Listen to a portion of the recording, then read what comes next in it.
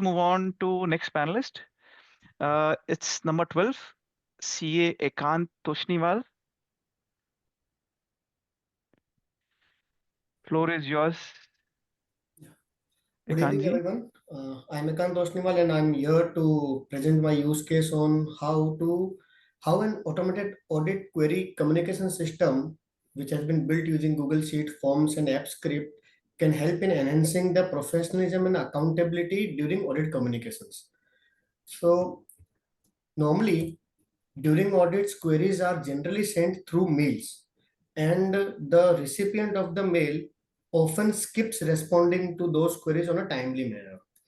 And when the auditor follows up for the response, then generally what we come to hear, we have not received the query, or you have not sent us the reminders, or the mail has skipped from our attention. So this leads to delays and sometimes escalation and blame game between the recipient and the auditor.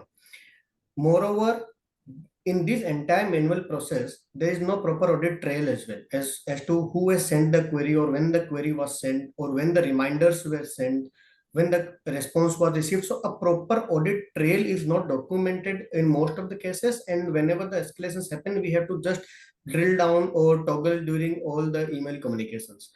And even when the client responds, sometimes what happens, rather than responding on the same email thread, the client may create a new email thread, and then mapping the response with the original query. In case where where multiple queries are open with that particular recipient, then the mapping also becomes challenging. So in order to solve these challenges, uh, what I have tried to build is a centralized system where the queries are captured in a Google Sheet. As soon as the team raises the query, the team can raise the query through Google Form, and the Google Form response will be captured in the Google Sheet. As soon as the Google Sheet captures the query, it generates a unique query ID, and then an automated email will be sent to the client. The client will receive a link of the Google Form where he can put in their response. And since the client has to respond through the Google Form only, though the mapping challenge is also solved, and this sending of emails, initial email or the reminders, everything has been automated by using the app script. So I will show a live demo of how this particular workflow works. So let's suppose my team member is raising a query using this Google Form link. Team member name is, say, Disha. Team member email. So as of now, I will use my email only because it is accessible to me. So say suppose team member email is this: client is ABC Limited, and in ABC Limited, I am communicating with a particular uh, member whose name is Mr. Rajesh. Client email, say suppose a dummy email, which not a dummy email, basically our email, client email, and the due date is, say suppose 6 June 2225. Due date means by the date when the client has to respond. Subject, so I have drafted few queries. So the subject is PO have been created before PI, and this is the query which my team member wants to raise to the client. The priority is high, normal, or low. If the team member wants to share any supporting document or an annexer, they can upload the documents here. So as soon as my team member submits this query, so one thing is that a structured format has been created whereby the team member can submit the query in a very structured format. This particular Google Sheet will get updated with a unique query ID and with all the details which the team member has submitted in the form. And a audit log will be created here, that on this particular date the query was created by Disha, and through the automated script the query was sent to Mr. Rajesh at so and so email ID. So let us check this email ID. Here you see the client has automatically received: Mr. Rajesh, you have a new audit query. So this is the query details, and you have to submit a response here. Now let us submit another query. Say suppose my another team member submits a different query.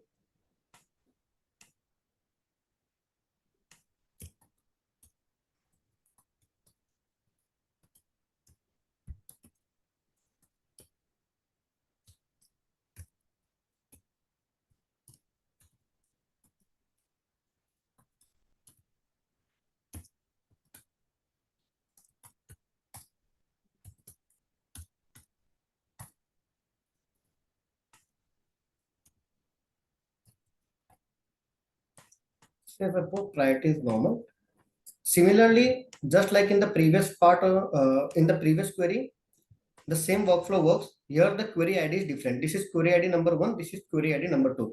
And for the query ID number 2 also, we have the log created and the query has been mailed to the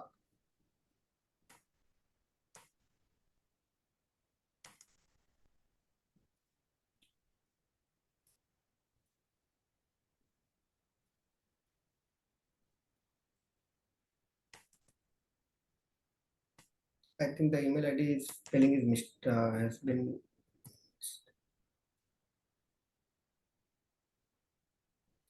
There is some error in this.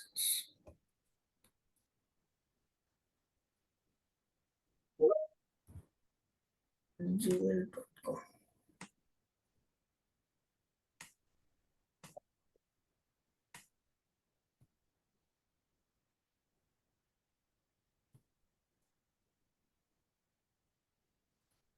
Okay, I will just recreate this query again.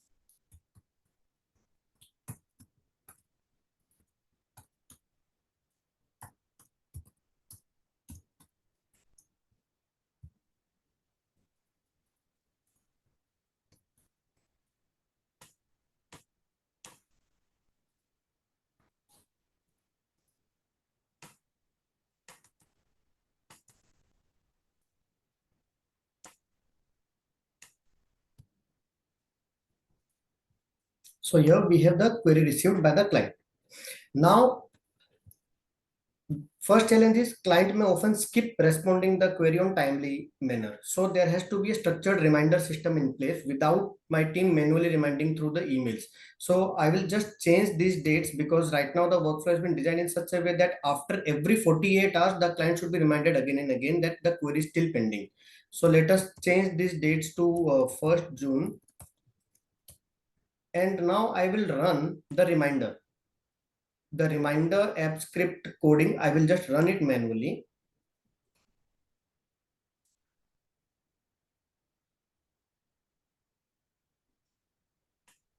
In an ideal, so client has been reminded. So both the clients have been reminded and they have got a reminder mail that this is the reminder one for audit query sent on this. Please submit your response here. Now let us say this client submits their response.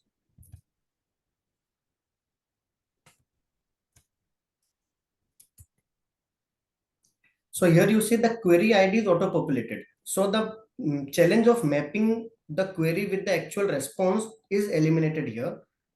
The client has to just put on their response. If they have need to attach any document, they can attach here and then submit. So once this client submits, again, we will have a log that the response of this particular client was received on so and so date. Now let us assume key the response, again I will change the dates to 1 just to say, just to enable the reminder function work as of now.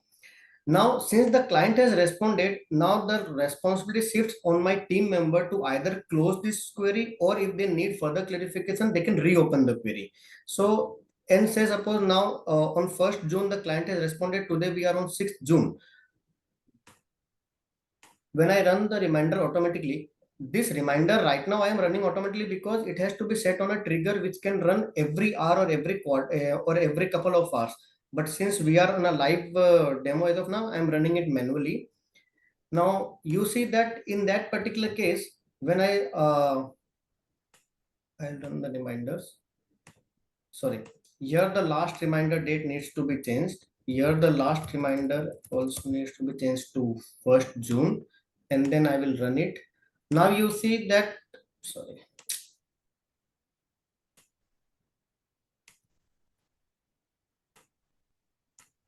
here we have the team has been reminded for audit query number 1. The reminder has went to my team, and for audit query number 2, the reminder again a second reminder has went to the client. So my team will receive a reminder.